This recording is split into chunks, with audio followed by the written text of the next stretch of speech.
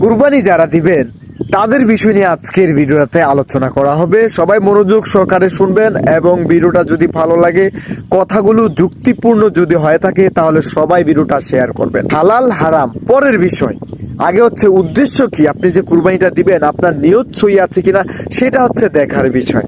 আমাদের মা চাচিরা এই নিয়ত করে থাকে যে নতুন মেয়েকে বিবাহ দিছি, কুরবানি দিতে হবে।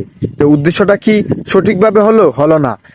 আমার ভাইয়েরা এই নিয়ত করে থাকে যে অমুকের ছেলে বড় ধরনের গরু এনেছে, আমরা তার থেকেও বড় আনবো, মানুষকে দেখিয়ে দেব। তারপরে কুরবানি হয়ে গেলে যে অংশটা নেওয়ার কথা ছিল তার থেকে বেশি আমরা প্যাকেটজাত করে ফ্রিজে রেখে দেই। ভিক্ষুক যদি মিসকিন আসে, আমরা বিরক্ত বোধ মনে করি। কুরবানি খাওয়ার জন্য নয়, কুরবানি হচ্ছে তাকওয়া অবলম্বন করার জন্য। আপনি যদি খেতে চান তাহলে বাজার থেকে 20,000 টাকার যদি গরুর গোশত